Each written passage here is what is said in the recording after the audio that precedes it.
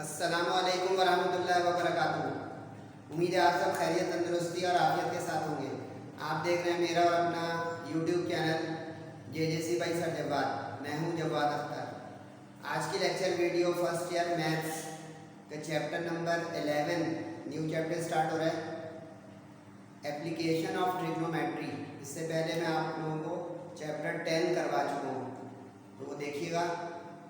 शुरू करते हैं। बिस्मिल्लाहिर्रहमानिर्रहीम।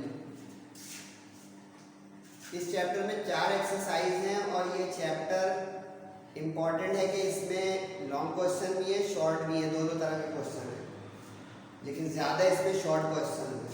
11.1 शुरू होने जा रही है, पार्ट 1 है, क्योंकि इसमें 2 सवाल बाकी हैं, वो थोड़े लॉन्ग क्वेश्चन है, तो वो एक अलग लेक्चर वीडियो में आपको मिलेगा। अच्छा, बेसिकली ये चैप्टर सॉल्यूशन ऑफ ट्राइंगल के बारे में है, क्योंकि ट्रिग्नोमेट्री में जो ये ट्राइगोनोमेट्री है, ये ट्राइंगल के लिए लफ्ज़ इस्तेमाल होता है, 3 कोनों वाला ट्राइंगल। तो अब इसमें जो 11.1 है, इसका टाइटल आप लोग लगाएं solution of right triangle, right angle triangle, जिसमें एक 90 का एंगल ज़रूर होता है। सही है, शुरू करते हैं। बुक के ये पेज नंबर 319 पे मौजूद है एक्सरसाइज, और इसमें वर्ड प्रॉब्लम है। इस चैप्टर में ज़्यादातर वर्ड प्रॉब्लम्स हैं। ये वर्ड प्रॉब्लम्स जो हैं ये इस एक्सरसाइज में सबसे काम की है। ये जो क्वेश्चन 1 नहीं कर रहा हूँ, क्वेश्चन 1 MCQs में चला जाएगा। ये जो क्वेश्चन नंबर 2 से लेकर 8 तक है, ये काम के सवाल हैं। क्वेश्चन नंबर 2 से लेकर 8 तक ये काम के सवाल होंगे। सही है, पढ़ देता हूँ आप लोगों के लिए। बुक अगर है वो देख लीजिएगा। इसमें लिखा हुआ है A vertical stick 16 metre long. एक वर्टिकल स्टिक है जो 16 मीटर लॉन्ग है। It casts a shadow of 12 metre. उसका साया बन रहा है जमीन पे 12 मीटर। तो कह रहे हैं find the elevation of the sun. सूरज का एंगल बताएं जिसकी वजह से वो साया बन रहा है। अब इसमें जितने भी क्वेश्चन हैं, आपको एक डायग्राम बनानी होगी, मेजर करके नहीं, लेकिन स्केल पेंसिल से कि इसमें परपेंडिकुलर का है, बेस का है, हाइपोटेन्यूज का है। क्योंकि राइट ट्राइंगल का सॉल्यूशन का क्वेश्चंस हैं, तो इसमें sine theta P/H, cos theta B/H और टेंजेंट थीटा P/B, यानी ये 3 चीज़ें इस्तेमाल होंगी। आप पक्की कर लीजिएगा कि sine theta perpendicular upon hypotenuse होता है, cos theta base upon hypotenuse होता है, और tangent theta perpendicular upon base होता है। कुछ लोग इसको जुमले से भी याद करते हैं कि some people have curly brown hair through proper brushing या टेल पेंटेड ब्लैक, इससे भी याद हो जाएगा, आपकी मर्जी है। अब इसमें वो कह रहे हैं कि एक स्टिक है, स्टिक हो गई ये, शैडो हमेशा जमीन पे बनता है, शैडो हो गया ये। अब ए जो होता है वर्टेक्स, उसके सामने वाले को मैं ए कह देता हूँ, वरना ये BC है, ठीक। बी के सामने वाले को बी कह देता हूँ, वरना ये AC है। ये लेंथ है सारी। और थीटा एंगल ऑफ एलिवेशन इस तरह होगा कि सूरज यहाँ पे, कि सूरज चमक रहा है तो उसका साया जमीन पे जो स्टिक का बनेगा। अब इंपोर्टेंट का सवाल हो गया, अगर आपको ये नजर आ रहा है कि ये P/B यानी टेंजेंट का क्वेश्चन है, ठीक है। Length of stick BC, length of shadow AC। अच्छा, इसमें एक मिस प्रिंटिंग है बुक में, इसमें यहाँ पे लिखा है 12 सेंटीमीटर बुक में, तो आप दोनों सेम यूनिट चलाएंगे। इस चैप्टर में नो कन्वर्जन, एक ही यूनिट चलेंगे थ्रू आउट। मीटर मीटर बना लें, या तो सेंटीमीटर में मिटा के, या 16 मीटर वाले को भी सेंटीमीटर बना लें। मिस प्रिंटिंग है ये बता रहा हूँ, तो मैंने मीटर बना दिया सेंटीमीटर को मिटा कर, मीटर मीटर हो गए। तो अब एंगल ऑफ एलिवेशन थीटा, तो एंगल टेंजेंट वाले से हमारे पास आ जाएगा। क्यों? क्योंकि परपेंडिकुलर और बेस पता है। समझ में आ गया था? अब कैलकुलेटर आपको इस चैप्टर में कैलकुलेटर बहुत चलेगा, तो साथ रखिएगा। अब 16/12 वैल्यू पुट की, डिवाइड किया कैलकुलेटर से, 1.33 आ गया। अब इसका टेंजेंट इनवर्स, टेंजेंट इनवर्स निकालने का तरीका होता है कि ये जो फंक्शन की पैड है, इसमें सेकंड लाइन में लास्ट वाला जो ये टेंजेंट इनवर्स है, शिफ्ट करके आप दबाएंगे, टेंजेंट इनवर्स दिखाया जाएगा। फिर उसके बाद 1.3333, अच्छा 4 डेसिमल तक जरूर लीजिएगा, डेसिमल प्लेस। तो ये देखें आपके स्क्रीन पे आ गया 53 पॉइंट। अच्छा, इसको डिग्री मिनट भी बना सकते हैं। ये होता है डिग्री मिनट, पहला जो होता है वो डिग्री होता है, और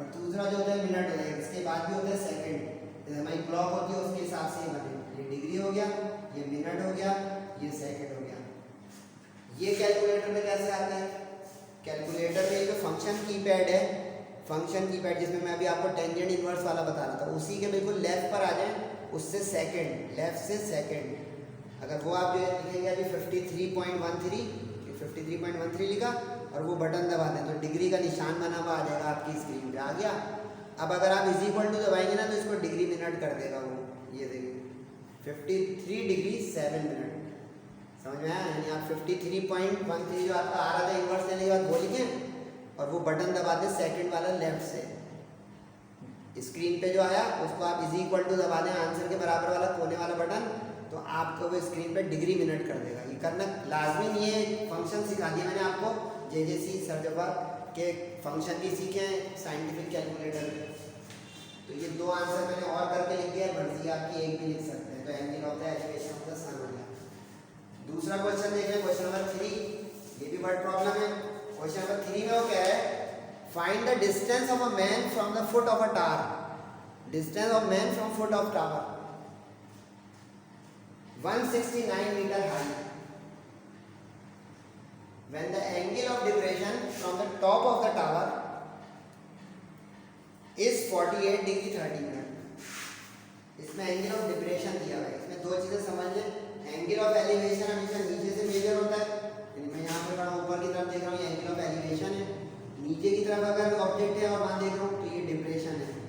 तो यहाँ पे देखिए एलिवेशन है तो सीधी डायग्राम बनी है, डिप्रेशन में आपको ये डॉटेड लाइन बनानी पड़ेगी, उससे डिप्रेशन का एंगल बनेगा और ऑल्टरनेट एंगल के थ्योरम के तहत वो नीचे आ जाएगा। यानी कि यहाँ पे लिखेंगे तो शुरू में, लेकिन हम ट्राइंगल को डील करेंगे ये वाले जो डार्क लाइन बनी हुई है, तो 48 डिग्री 30 मिनट। अच्छा वही वाला बटन चलेगा जो अभी बताया था आपको, जब डिग्री मिनट में कैसे हम चला रहे 48 लिखकर वो बटन दबाएंगे डिग्री वाला, आ गया। फिर उसके बाद 30 लिख के लिखाएंगे दोबारा से, आ गया। अब इज इक्वल टू दबाएंगे तो देखिए 48 डिग्री 30 मिनट आ गया। अब आप इज इक्वल टू दोबारा दबा दें तो ये पॉइंट कर दें, नजर आया? यानी आप उसी बटन को दोबारा दबा देंगे तो डिग्री को मिनट को डेसिमल कर देगा। 48 30 आया था, डिग्री वाला निशान दोबारा दबा दिएगा तो वो आपको दे देगा 48.5। अब गौर से देखें तो इसमें परपेंडिकुलर हमारे पास पता है हाइट ऑफ टावर, और पूछ रहा है distance of man from the foot of the tower. लेकिन इसमें ये बात बनी कि यहाँ पे ये टावर है और ये मैन है। अब आदमी और टावर के दरमियान का फासला चाहिए, समझ में आ गई कहानी? तो और से बेस चाहिए परपेंडिकुलर है, दोबारा टेंजेंट का सवाल करेंगे से। अब फर्क है उसमें एंगल पूछा था, इसमें एंगल दिया हुआ है, तो BC परपेंडिकुलर हो गया, ए उसका नाम रखा हुआ है मैंने, ए के अपोजिट ए, बी के अपोजिट बी, और बेस हमें चाहिए बी, सही है? तो ये बी जो बेस चाहिए इसकी वैल्यू हमें निकालनी है, तो ये बी आएगा यहाँ पे।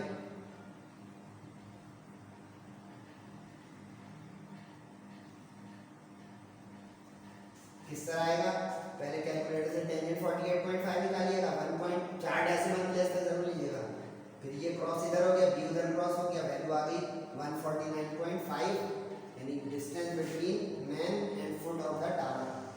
आसान सवाल है, समझ में आ रहा है माशाल्लाह से। फोर्थ क्वेश्चन में ये है कि कोई पतंग उड़ रही है, पतंग उड़ाई जा रही है, kite. Question number 4, a string of a flying kite is 200 metre long. जो उसकी डोर है, पतंग उड़ाएंगे हवा के रुख पे टेढ़ी, तो इसमें मुझे पता चला कि ये हाइपोटेन्यूज दिया हुआ है, क्योंकि स्ट्रिंग की लंबाई का मतलब है पतंग की डोर की लंबाई। आगे वो कह रहे हैं कि एंगल ऑफ एलिवेशन, जिस एंगल पे उड़ा रहा है वो बंदा, वो 58 डिग्री 30 मिनट है। Find the height of the kite, कितनी ऊंचाई पे वो पतंग है। ये भी आसान सवाल है, वैसे ये वर्ड्स को आपको पिक करना है कि वर्डिंग समझ में आ रही है तो ये परपेंडिकुलर है कि बेस है कि क्या है। अब length of the string, string ये हो गई, स्ट्रिंग यहाँ पे, सही हो गया? इसका मतलब काइट यहाँ पे, सही हो गया? तो इसका मतलब है कि ये काइट की ऊंचाई ये हो गई, हाइट, सही है? तो length of string A B, C नाम दिया हुआ है, सी के अपोजिट। एंगल ऑफ एलिवेशन अभी मैंने आपको कन्वर्ट करना सिखा दिया कि डिग्री मिनट वाला बटन लेफ्ट से सेकंड है, सही है? वो 58.5 हो गया। अच्छा इसका एक आसान तरीका बताऊँ, अगर आपके पास कैलकुलेटर घंटे में 60 मिनट होते हैं, 1 आवर है 60 मिनट्स, 30 आधा होता है, सही है। तो ये 58.5 48.5 घड़ी के 4 हिस्से करते हैं, 15 15 15 15 मिनट के, तो 30 पे आधा हो जाएगा, 15 पे क्वार्टर हो जाएगा, 45 पे 3 क्वार्टर हो जाएगा। कैलकुलेटर के बगैर भी आप कर सकते हैं। तो 30 60 का आधा है, क्योंकि 1 डिग्री में 60 मिनट, डिग्री को घंटा समझे आप, डिग्री को 1 आवर समझे, ये उसी से डिड्यूस हुआ है घड़ी के हिसाब से, सही है। हाइट ऑफ द काइट, अब इसमें क्या करें तो परपेंडिकुलर और हाइपोटेन्यूज का रिश्ता बन रहा है, तो परपेंडिकुलर हाइपोटेन्यूज साइन से निकलता है, साइन, ये तो समझ आ रहा है कि साइन क्यों लग रहा है, tan क्यों लग रहा है, देखना पड़ेगा रिलेशन कौन से दो चीजों का है, ठीक हो गया। अब sin 58.5 कैलकुलेटर से, अब इसमें a हाइट चाहिए तो क्रॉस मल्टीप्लाई कर देंगे, 200 से cross multiply is the height of the kite. इतना आसान सवाल, बस ये ध्यान रखना है कि काइट डोर से उड़ रही है तो ये है, तो लोग जो जमीन पे ही जो है उस काइट को समझ लेंगे तो ये 200 यहाँ लिख देंगे, ये सब गलती ना हो, सही है। पांचवें सवाल में कहा जा रहा है अ मैन 1.8 मीटर हाई, एक आदमी है जो 1.8 मीटर ऊंचाई वाला है, काफी ऊंचा आदमी। ही observes the angle of elevation of the top of the tree, एक दरख्त को देख रहा है, ऊंचे दरख्त को, तो यहाँ पे हो गया ट्री, यहाँ पे हो गया मैन, समझ में आया, ये आदमी खड़ा हुआ है और ये दरख्त है। एंगल ऑफ एलिवेशन दिया है 31 डिग्री 45 डिग्री, अब आगे नो 45 3 क्वार्टर हो गया, 3 क्वार्टर मतलब 75 हो गया 100 में से।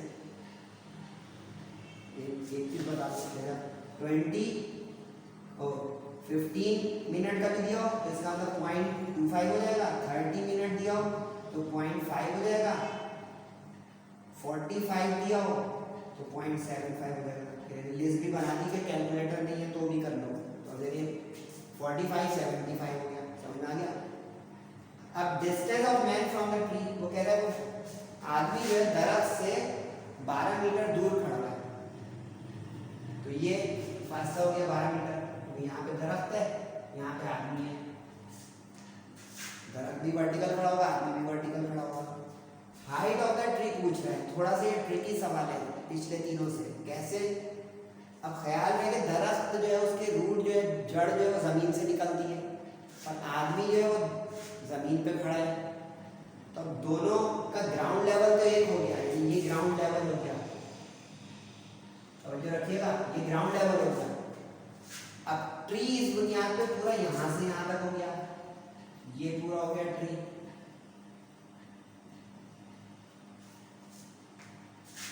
लेकिन अब ट्रायंगल पे गौर करें, ट्रायंगल तो यहाँ से बन रहा है, क्योंकि आंखों से देखेगा ना भाई, अपने पाँव से तो नहीं देखेगा बंदा, आंखों से देखेगा, तो जो उसकी आंखें उसके सर के करीब है, ये बंदे की जो ऊंचाई है यहाँ से उसका एलिवेशन बना, तो अब ट्रायंगल वाला हमारा ये वाला हिस्सा हो गया ABC, इसलिए करोगे आसानी से हर वक्त, ठीक है। अब जो आदमी की 1.8 मीटर हाइट है, तो वही ये हाइट हो जाएगी यहाँ से यहाँ तक, क्योंकि parallel lines have equal distances, parallel में तो एक जैसा फासला हो गया, तो अब ये 1.8 यहाँ भी है AE, ये देखें, और CD भी यही हुआ, तो 1.8 हो गए दोनों बराबर, ठीक है यहाँ तक। अब हम निकालेंगे B से C तक, क्योंकि ट्रायंगल है, राइट ट्रायंगल, जब वो निकालेंगे तो उसमें हम ये 1.8 प्लस कर देंगे, तो जमीन से पूरी उस दरख्त की ऊंचाई आ जाएगी। गेम समझ आई? पहले ऊपर वाले ट्रायंगल को डील करेंगे तो उससे ये वाली हाइट आ जाएगी ट्री की, जो उस बंदे की ऊंचाई से ऊपर है, समझ गए, क्योंकि बंदा भी तो इतना ऊपर है और दरख्त भी उतना ऊपर है, वहां से उसके बाद उसको दिखा वो दरख्त का ऊंचाई, तो उसके बाद हम इस 1.8 मीटर वाले लेंथ को ऐड कर देंगे तो total height of the tree आ जाएगा, समझ में आ गया। देख लेते हैं हाइट ऑफ द मैन, ये है AE = CD, दो इसलिए लिखे क्योंकि ये CD इसके साथ अब ऐड होगा एंड में, इसलिए एंगल कन्वर्ट करना सिखा दिया, एंगल हो गया theta. Distance of man from tree, इसमें भी दो इसलिए लिखे DE और AC, के जमीन पे पहले खड़ा था तो DE हुआ, लेकिन हमारे ट्रायंगल में जरूरत पड़ेगी AC की, तो हमने इसलिए इसको DE और AC को बराबर लिया और AE और CD को बराबर लिया। Hope you understand. अब हाइट ऑफ द ट्री पूरी बनी, बी से लेकर डी तक, डायग्राम भी देखते रहे मैं बना रहा हूँ बी डी। लेकिन अब ये दो हिस्सों में सवाल होगा। पहले हम BC निकालेंगे, ये ऊपर वाला हिस्सा यहाँ से यहाँ तक का, और टेंजेंट बन रहा है क्योंकि बेस पता है, परपेंडिकुलर चाहिए तो बेस परपेंडिकुलर कर देता टेंजेंट। जल्दी कर ले, 31.75 पर कैलकुलेटर 12 से क्रॉस मल्टीप्लाई, ये BC आ गया। अच्छा इसमें मैंने ABC इसलिए नहीं लिखा है कि इसमें डायग्राम के अंदर डायग्राम है, दो डायग्राम, तो BC हमारे पास आ गई ये वाली है। क्या है, ये आंसर नहीं है, ये आंसर नहीं है, ये दरख्त की वो वाली ऊंचाई आई तो उस मैन के आंखों के ऊपर की तरफ है। जो मैन की हाइट है वो दरख्त की मजीद हाइट है, तो जमीन से जड़ में से निकल रहे दरख्त। अब ये देखिए total height of the tree अब आएगा BC जो हमने निकाला 7 पॉइंट, और CD जो उस बंदे की हाइट थी 1.8। तो इस बुनियाद पर ये टोटल हाइट अब आई आपकी ट्री की 9.22। तो ये सवाल जरा हो गया अच्छा सा, इम्पोर्टेंट भी हो सकता है, ख्याल रखिएगा। आज के लेक्चर वीडियो का आखिरी सवाल ये आसान है। इसमें क्या रहेंगे, from the top of the Cliff, Cliff वो होता है जो जैसे कोई पहाड़ी होती है या कोई टावर जैसा होता है, वहां से कोई चीज ऑब्जर्व हो रही है नीचे की तरफ, तो आगे क्लिफ के सामने पानी या समंदर है, उसमें एक बोट है। अब आप लोगों को थोड़ा सा नजर नहीं आ रहा तो देख लें गौर से। अब ये जो बोट है यहाँ पे, ये क्लिफ है। अब वो कह रहे हैं कि क्लिफ और बोट के दरमियान में कितना डिस्टेंस है, the distance between the boat and the cliff. Height of the cliff is 80 metre and the angle of depression of the boat, क्योंकि वो टावर जैसा क्लिफ है तो नीचे नजर आ रहा है उसको कि कोई कश्ती जा रही है, तो डिप्रेशन का भी बता चुका हूँ, डिप्रेशन का एंगल नीचे आ जाता है। अच्छा इसमें ये जरूरी नहीं है कि आप इस रूप का ट्राई नहीं बनाए, इस रूप का, असल है कि समझ में आओ। अच्छा इम्तिहान में ड्रॉ कीजिएगा, उसके बाद सॉल्यूशन कीजिएगा। मेजर नहीं करना है डी से, स्केल से, पेंसिल से, लेकिन लेबलिंग होनी चाहिए, इसका 1 नंबर होगा, बाकी मार्क्स होंगे सॉल्यूशन के। अब हाइट ऑफ द क्लिफ नजर आ रहा है BC, डिप्रेशन एंगल 30 वाला देखिए बार बार आ रहा है, 30 वाला 0.5 हो जाता है, हो गया। Distance of boat from the Cliff पूछ रहे हैं AC। अब गौर करें तो परपेंडिकुलर बेस, यानी ज्यादातर सवाल टेंजेंट के, टेंजेंट से हो जाएगा, ये भी खत्म। Perpendicular base A upon B, A पता है रख दिया, थीटा पता है रख दिया, क्रॉस मल्टीप्लाई किया, आंसर आ गया 360 point is the distance of boat from the Cliff. उम्मीद आप लोगों को समझ में आ रहा होगा। इसके 2 सवाल इंशाल्लाह पार्ट 2 में मैं आपको लिए अपलोड करूंगा, वो भी जरूर देखिएगा क्योंकि वो दोनों क्वेश्चन भी इंपॉर्टेंट है। ये एक्सरसाइज बेसिकली सेक्शन B के लिए, लेकिन फिर भी देखिएगा इसको। अगली वीडियो इंशाल्लाह आपके लिए लेक्चर अपलोड होगा, सेहत और ज़िंदगी नहीं, तो तब तक के लिए अपना और सब लोगों का बहुत ख्याल रखिएगा। तब तक के लिए अस्सलाम वालेकुम वरहमतुल्लाहि वबरकातुहू।